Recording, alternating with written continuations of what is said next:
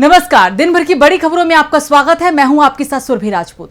आज इस बुलेटिन में बात होगी राहुल गांधी की पीएम मोदी पर निशाने की, तेलंगाना में कांग्रेस को मिली मजबूती की, बात करेंगी राजस्थान में वसुंधरा के तेवरों से परेशान बीजेपी की, आजम खां को मिली सजा पर अखिलेश की कड़ी टिप्पणी की, साथ ही जानेंगे कि जाने माने कार्टूनिस्ट इरफान की किस खबर पर पड़ी है तिरछी नजर, और बुलेटिन के आखिर में बात सुप्रीम कोर्ट की सरकार पर सख्त तंज की। इसके साथ ही और भी कई बड़ी खबरों से आपको करवाएंगे रूबरू, लेकिन तमाम बड़ी खबरों से पहले एक नजर सुर्खियों पर।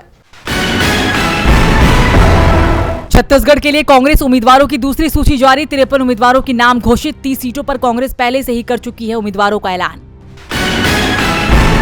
एमपी बीजेपी में बगावत हुई तेज, अब रीवा से पूर्व बीजेपी विधायक अभय मिश्रा ने दिया इस्तीफा। कांग्रेस ने महंगाई पर पीएम मोदी को फिर घेरा, कहा महंगाई पर काबू पाने में नाकाम पीएम मोदी, जनता रिटायरमेंट देने को तैयार। शेयर बाजार में गिरावट, सेंसेक्स 551 अंक की गिरावट के साथ 65,877 के स्तर पर बंद। निफ्टी भी 140 अंकों की गिरावट के साथ 19,961 के स्तर पर बंद। तो ये तो थी सुर्खियां, और अब बात आज की सबसे बड़ी खबर की। अडानी को लेकर राहुल गांधी के तीखे तेवर बरकरार हैं। एक बार फिर राहुल गांधी ने अडानी को लेकर पीएम मोदी को घेर लिया। यहां तक दावा कर दिया कि पीएम अडानी के सुरक्षा कवच बन गए हैं। हम सत्ता में आएंगे तो जांच करवाएंगे।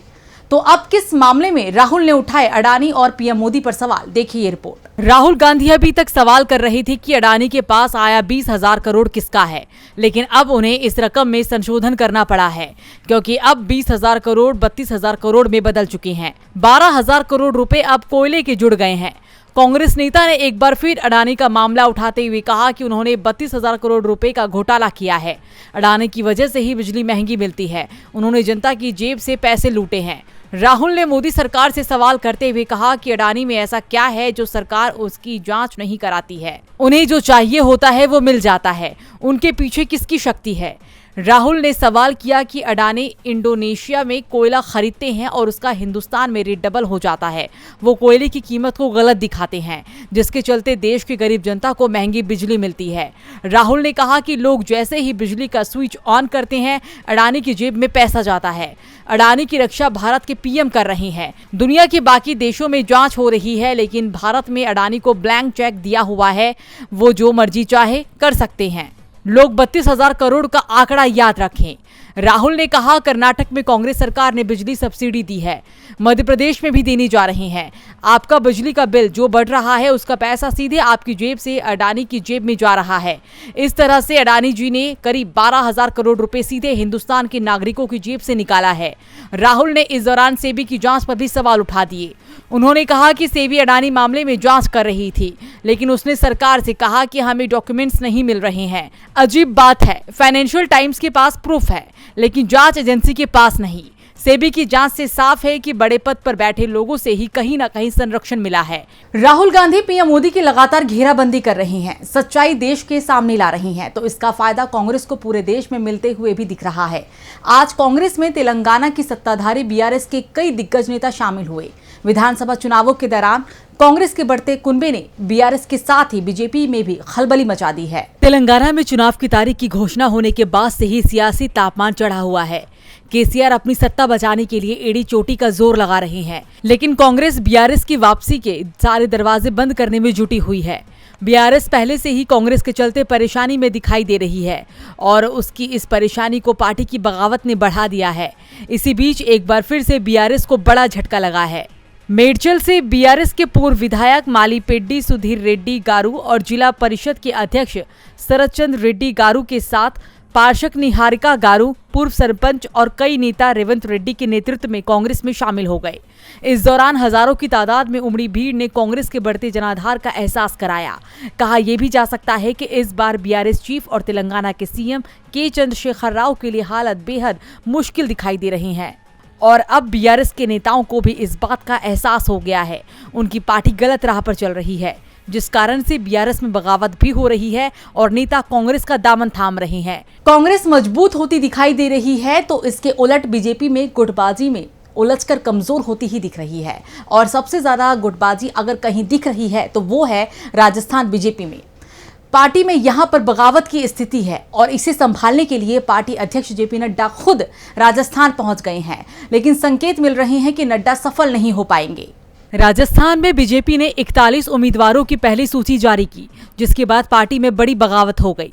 जिन्हें उम्मीदवार बनाया गया है, पार्टी गुट उन्हें प्रचार नहीं करने दे रहा है। ऐसे में पार्टी अध्यक्ष जेपी नड्डा ने अब बागियों को बनाने की कमान अपने हाथों में संभाल ली है। नड्डा 2 दिन के दौरे पर राजस्थान पहुंच गए हैं। पहले दिन वो कोटा पहुंचे, जहां बीजेपी नेताओं में नड्डा के स्वागत की होड़ मची रही, लेकिन नड्डा अपने स्वागत में आए लोगों में जो चेहरा ढूंढ रहे थे वो उन्हें दिखाई नहीं दिया।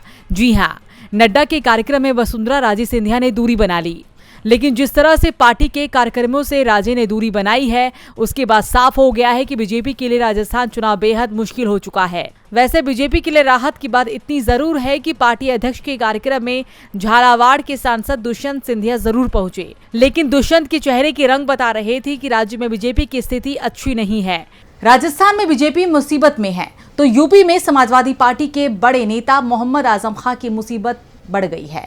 आजम ही नहीं बल्कि उनका पूरा परिवार ही मुसीबत में दिखाई दे रहा है। एक गलती की बड़ी सजा उन्हें मिली है। तो क्या है मामला, देखिए रिपोर्ट। जन्म प्रमाण पत्र मामले में रामपुर एमपी एमएलए कोर्ट ने आजम खान, उनकी पत्नी तंजीम फातिमा और बेटे अब्दुल्ला आजम को 7-7 साल की सजा सुनाई है। आजम खान के परिवार को हुई सजा पर सपा मुखिया अखिलेश यादव ने बड़ा बयान दिया है। उन्होंने कहा कि आजम का धर्म दूसरा है, इसलिए उनके साथ अन्याय हो रहा है। उनके खिलाफ साजिश और षड्यंत्र की गई है। आजम खान मुसलमान है, इसलिए उन्हें इस तरह सजा का सामना करना पड़ रहा है। वहीं अखिलेश ने सोशल मीडिया एक्स पर पोस्ट करते हुए लिखा कि आजम खान और उनके परिवार को निशाना बनाकर समाज के एक पूरे हिस्से को डराने का जो खेल खेला जा रहा है, जनता वो देख रही है और समझ भी रही है। कुछ स्वार्थी लोग नहीं चाहते हैं कि शिक्षा तालीम को बढ़ावा देने वाले लोग समाज में सक्रिय रहें। इस सियासी साजिश के खिलाफ इंसाफ के कई दरवाजे खुले हैं। जुल्म करने वाले याद रखें, नाइंसाफी के खिलाफ एक अदालत अवाम की भी होती है। गौरतलब है कि 18 अक्टूबर को एमपी एमएलए मजिस्ट्रेट शोभित बंसल की अदालत ने फर्जी जन्म प्रमाण पत्र के 2019 के मामले में आजम खान, तंजीम फातिमा, अब्दुल्ला आजम को दोषी ठहराया और अधिकतम 7 साल की सजा भी सुनाई। अखिलेश यादव दावा कर रहे हैं कि आजम के खिलाफ षड्यंत्र रचा गया, तो दूसरी तरफ कांग्रेस के नेता और कर्नाटक के डिप्टी सीएम डीके शिवकुमार भी दावा कर रहे हैं कि षड्यंत्र राज्य की कांग्रेस सरकार के खिलाफ भी रचा जा रहा है, लेकिन ये सफल नहीं होगा। तो क्या है एक मामला, आइए देखते हैं। बीजेपी को कर्नाटक में बड़ी करारी हार का सामना करना पड़ा था। राज्य की सत्ता उसके हाथ से फिसल गई। दक्षिण भारत में सिर्फ एक ही राज्य में बीजेपी की सरकार थी, वो भी चली गई। राज्य में कांग्रेस को जबरदस्त जीत मिली थी। कांग्रेस ने जब से सरकार बनाई है राज्य में, तब से ही वो बीजेपी को कोई मौका नहीं दे रही है। लेकिन इस बीच राज्य में एक बार फिर से ऑपरेशन लोटस की चर्चा शुरू हो गई है। दरअसल कर्नाटक के उप मुख्यमंत्री डीके शिवकुमार ने कहा कि उन्हें राज्य में कांग्रेस सरकार को गिराने की बीजेपी की कोशिश की जानकारी है। मैं यह जानता हूं कि एक बार फिर से ऑपरेशन लोटस चलाने की कोशिश कर रही है। सभी विधायक आ रहे हैं और मुख्यमंत्री मुझे बता रहे हैं कि कौन बीजेपी के संपर्क में है, बीजेपी के किस नेता ने उनसे संपर्क करने की कोशिश की है।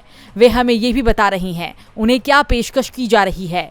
शिवकुमार ने आगे कहा कि विधानसभा सत्र होने दीजिए, मेरे पास सारी जानकारी है। मैं ये सुनिश्चित करूंगा कि जिन लोगों से संपर्क किया गया है। डीके शिवकुमार के बयान से साफ है कि आने वाले समय में इसे लेकर बड़े खुलासे हो सकते हैं, जिसमें बीजेपी के कई बड़े नेता फंस सकते हैं, क्योंकि इस बार कांग्रेस बीजेपी को कोई मौका देने के लिए तैयार नहीं है।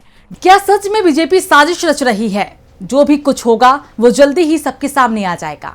लेकिन जो फिलिस्तीन में हुआ वो बेहद चौंकाने वाला है। इजराइल और हमास के बीच लड़ाई चल रही है, लेकिन इसमें बेकसूर निशाने बनाए जा रहे हैं और इस बार तो निशाना अस्पताल को ही बनाया गया है। गजा के अस्पताल पर हुए हमले की दुनिया भर में निंदा की जा रही है। फिलिस्तीन के स्वास्थ्य मंत्रालय के मुताबिक 17 अक्टूबर को हुए इस हमले में कम से कम 550 लोगों की जान चली गई। दुनिया इसे लेकर इजराइल से सवाल कर रही है, तो इजराइल सफाई दे रहा है कि हमला उसने नहीं किया है, सवाल आम लोगों की जान का है। इस बीच संयुक्त राष्ट्र महासचिव एंटोनियो गुटेरेस ने घटना की निंदा की है। उन्होंने सोशल मीडिया एक्स पर लिखा कि आज गजा में एक अस्पताल पर हुए हमले में सैकड़ों फिलिस्तीनी नागरिकों की जान चली गई, जिससे मैं भयभीत हूँ, जिसकी मैं कड़ी निंदा करता हूँ। मेरा दिल पीड़ितों के परिवार के साथ है। अस्पताल और चिकित्सा कर्मी अंतर्राष्ट्रीय मानवीय कानून के तहत संरक्षित हैं। तो वहीं फ्रांस के राष्ट्रपति इमैनुएल मैक्रोन ने एक्स पर लिखा कि फ्रांस गजा में अल अहली अरब अस्पताल पर हमले की निंदा करता है, जिससे कई फिलिस्तीनी लोग पीड़ित हुए हैं। हमारी संवेदनाएं उनके साथ है। अस्पताल में हुए धमाके के बाद से दुनिया भर में हमले की निंदा हो रही है। अमेरिकी राष्ट्रपति जो बाइडेन ने कहा है कि वो गजा अस्पताल में हुए हमले से काफी दुखी और क्रोधित हैं। लेकिन बाइडेन ने इस मामले में इजराइल की भूमिका पर सीधे सवाल नहीं उठाए, जिसके बाद अमेरिका भी अब सवालों में आ गया है। इजराइल हमास लड़ाई के बाद देखते हैं कि जाने माने कार्टूनिस्ट इरफान की किस खबर पर पड़ी है तिरछी नजर।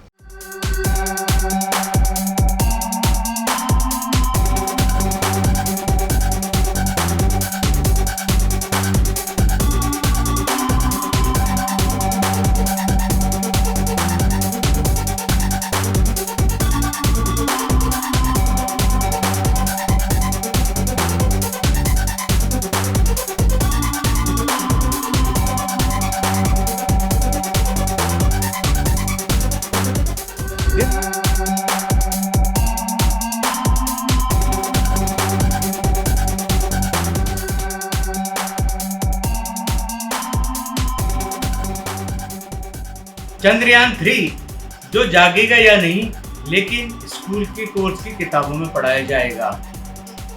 कमल के फूल वाला G20 भी स्कूलों में पढ़ाया जाएगा और उसके अलावा भयानक त्रासदी कोरोना भी स्कूलों की कोर्स में पढ़ाई जाएगी। अगर उपलब्धि और त्रासदी दोनों को ही पढ़ाना है तो क्यों ना मणिपुर और महंगाई को भी कोर्स में शामिल किया जाए।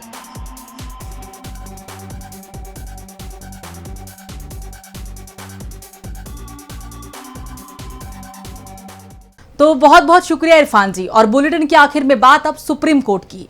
केंद्र सरकार और सुप्रीम कोर्ट में कई बार टकराव की खबरें आती रही हैं। केंद्र के कई फैसलों को सुप्रीम कोर्ट में चुनौती भी दी गई है, जिस पर कोर्ट की ओर से सख्त टिप्पणियां भी की गई हैं। और अब एक बार फिर से सुप्रीम कोर्ट ने केंद्र के रुख पर सख्त टिप्पणी करते हुए कहा कि अगर सरकार हर बार सही हो तो कोर्ट की क्या ही जरूरत है।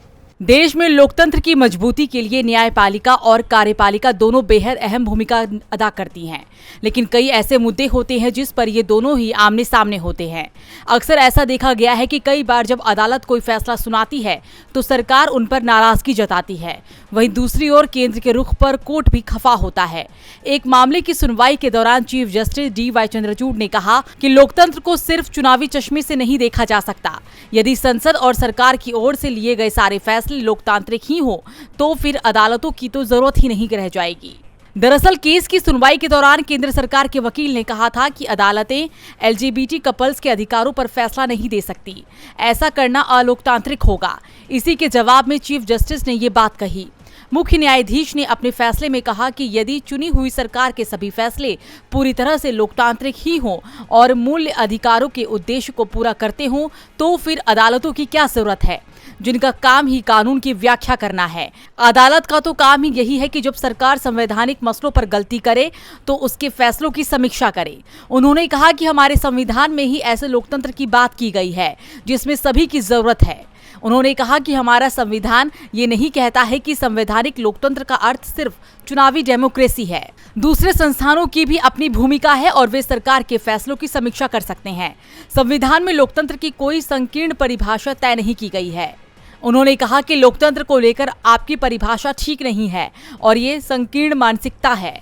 उन्होंने कहा कि देश में शिक्षा का अधिकार कानून अदालत के दखल के बाद ही बना था और फिर इसे मूल अधिकारों के तौर पर लागू किया जा सका। अब कोर्ट की टिप्पणी से साफ है कि वो केंद्र के हर फैसले के पक्ष में नहीं होता। तो आज इस बुलेटिन में इतना ही। देखते रहिए DB लाइव। नमस्कार।